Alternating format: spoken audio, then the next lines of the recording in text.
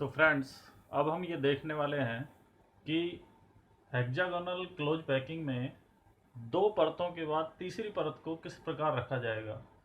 तो हम यहाँ देखें, हेक्सागोनल क्लोज पैकिंग में दूसरी परत पर तीसरी परत रखने के दो तरीके हैं। पहले तरीके में क्या होगा कि थर्ड लेयर को हम टेट्राहेड्रल वॉइड्स को ढकते हुए रखें। यानी हमको जो थर्ड लेयर रखनी है वो इस तरह से रखनी है कि टेट्राहेड्रल वॉइड्स जो कि यहाँ बनी हुई है, जहाँ टी लिखा है, ये टेट्राहेड्रल वॉइड्स है, इसको थर्ड लेयर का एटम ढके। या फिर दूसरा तरीका और होगा कि थर्ड लेयर ऑक्टाहेड्रल वॉइड्स को ढके।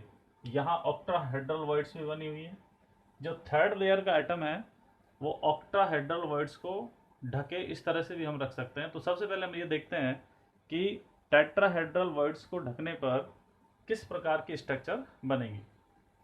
जैसा कि हमने पहले देखा कि जो ब्लैक सर्किल से आपको यहाँ दिखाया गया है ये फर्स्ट लेयर है।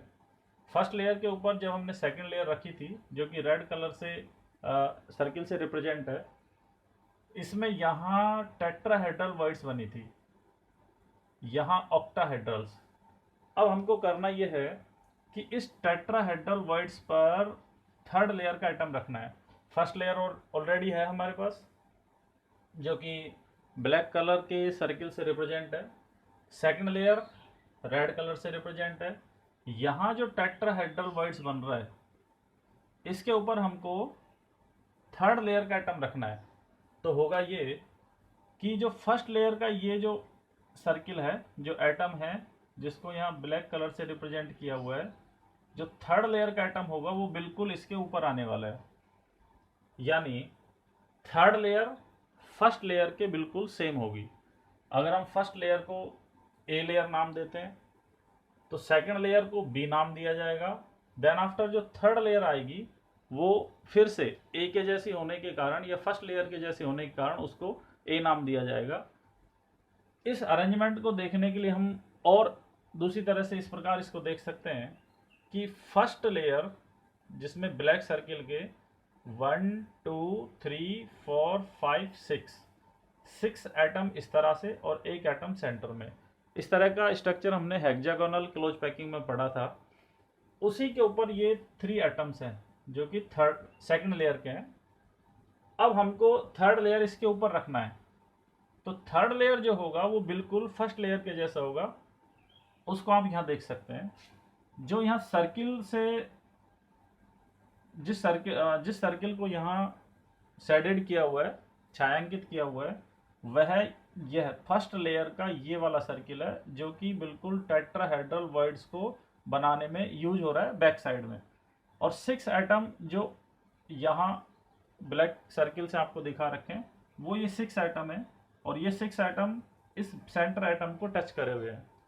यहाँ होगा ये कि ये 6 एटम बीच में सेंटर एटम और इसके ऊपर ये सेकंड लेयर के 3 एटम। जब हम इसको रखेंगे और उसके बाद हम रखने वाले हैं थर्ड लेयर, तो वो बिल्कुल ऐसा होगा। और ऐसा होने पर इसको हम मॉडल के माध्यम से देखें तो हम ऐसे देख सकते हैं कि जैसे फर्स्ट लेयर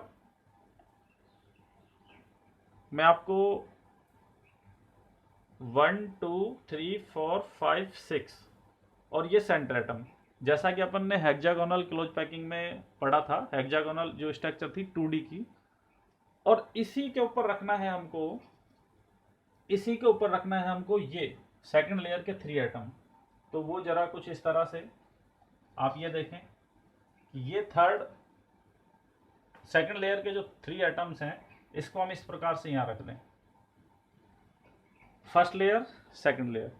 अब हम इसके ऊपर, क्योंकि ये जो वर्ड्स आपको दिख रहा है 1 सेकंड लेयर के जो एटम है जो व्हाइट कलर की बॉल से रिप्रेजेंट है 1 2 3, और इन्हीं के बिल्कुल बैक में यानी यहाँ पीछे की साइड ये जो एटम होगा ये व्हाइट वाला, वो इन तीनों एटमों के ऊपर होगा। इसलिए ये जो वॉइड होगा ये वाला, ये टेट्राहेड्रल वॉइड्स होगा।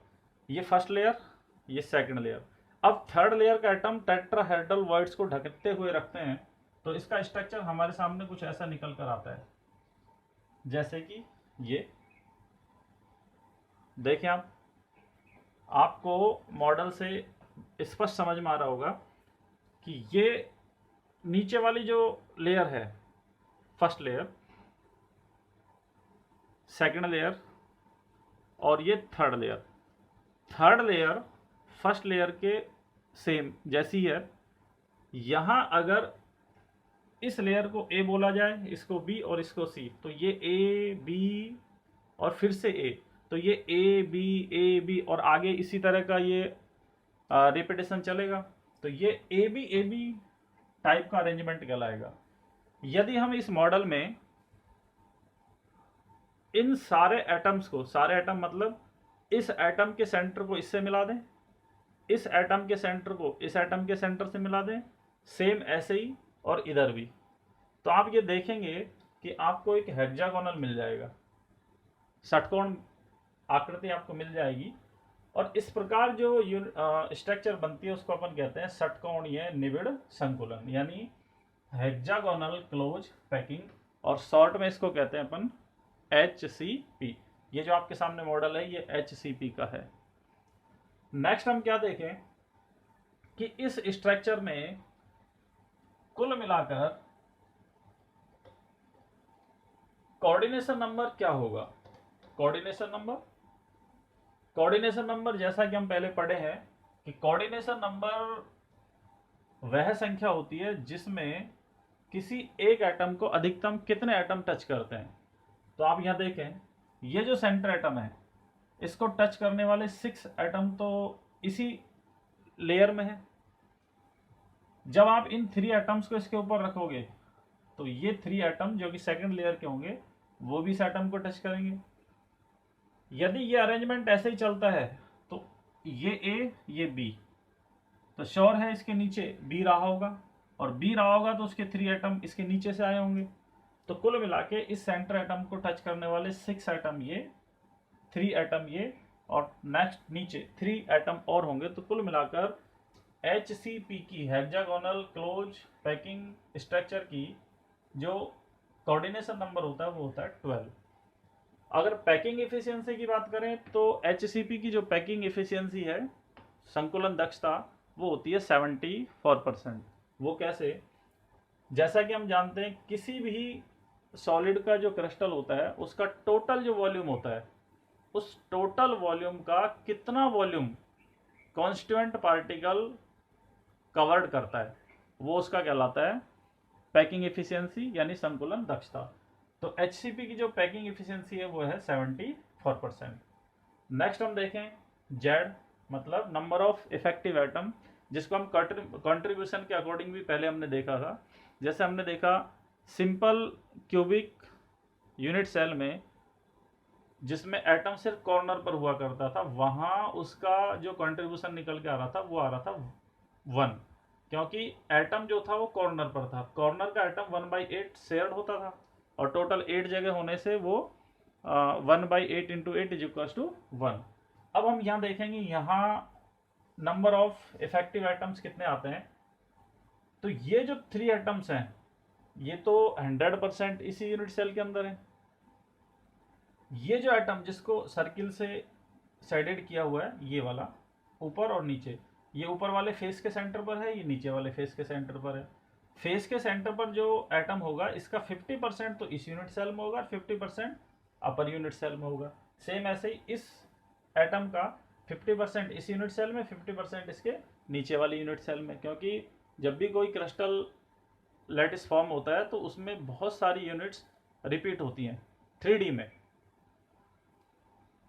अब जो कॉर्नर पर रखा हुआ है, अच्छा कॉर्नर का जो एटम होता है उसका contribution simple cubic unit cell अपन ने 1/8 पढ़ा है, लेकिन यहाँ 1/8 ना होके यहाँ होगा 1/6। वो कैसे? क्योंकि यहाँ इस षटकोण में यानी हेक्सागोनल में कॉर्नर का जो एंगल होगा वो होगा 120 डिग्री, और 120 डिग्री होने पर यहाँ जो एटम होगा ये कुल मिलाकर 6 यूनिट सेल में डिवाइड होगा। 6 कैसे? एक ये इधर जो यूनिट सेल बनेगी, दूसरा यूनिट सेल इधर बनेगा, तीसरा यूनिट सेल ऐसे इधर इस तरफ एक यूनिट सेल यहाँ, दूसरा यहाँ, तीसरा यहाँ, ये तो हो गए फर्स्ट प्लेन में, और उसी के ऊपर 3 यूनिट सेल फिर होंगे, तो कुल मिला के आपके पास यूनिट सेल हो गए 6। जब एक एटम 6 यूनिट सेल में जाएगा तो इस एटम का इस यूनिट सेल के लिए कंट्रीब्यूशन क्या हुआ, 1/6, और 1/6 होगा तो कुल मिलाकर ये एटम है कितने कॉर्नर वाले, 1 2 3 4 5 6 7 8 9 10 11 12। एक कॉर्नर वाले एटम का कंट्रीब्यूशन 1/6, तो 12 का कितना हुआ, 2। तो 2 जो कंट्रीब्यूशन होगा वो तो कॉर्नर वाले का होगा, 3 ये भीतर वाले थे ही, 2 + 3 = 5, और फेस वालों से आपको हाफ हाफ मिलेगा, मतलब एक ये, तो टोटल जो नंबर ऑफ इफेक्टिव एटम्स हैं वो हुए 6। नेक्स्ट अपन देखें टेट्राहेड्रल वॉइड्स कितनी होंगी इसके अंदर HCP में। तो टेट्राहेड्रल वॉइड्स को कैलकुलेट करने का एक सीधा सा फॉर्मूला है कि जितना नंबर ऑफ इफेक्टिव एटम होता है उससे जस्ट डबल टेट्राहेड्रल वॉइड्स होती हैं। तो मैं लिख सकता हूँ टेट्राहेड्रल वॉइड्स = 2 × Z। जेड का वैल्यू आपको पता है 6, तो टेट्राहेड्रल वॉइड्स की नंबरिंग हुई 12। ऐसे ही ऑक्टाहेड्रल वॉइड्स वो हमेशा नंबर ऑफ इफेक्टिव एटम के इक्वली होती है, तो यहाँ ऑक्टाहेड्रल वॉइड्स जेड यानी 6 के बराबर होगी, तो ये हुआ 6। अब ऐसे कौन कौन से एटम हैं जो इस तरह की स्ट्रक्चर फॉर्म करते हैं, तो वो है उसके एग्जाम्पल यहाँ लिखे हैं, जैसे बेरिलियम, कैडमियम, मैग्नीशियम और जिंक। ये था HCP। नेक्स्ट क्लास में अपन पढ़ेंगे कि थर्ड लेयर को अपन किस तरह से अरेंज करें, जिसमें अपन थर्ड लेयर का एटम जो है वो ऑक्टाहेड्रल वॉइड्स को कवर करते हुए रखेंगे। Okay, thank you.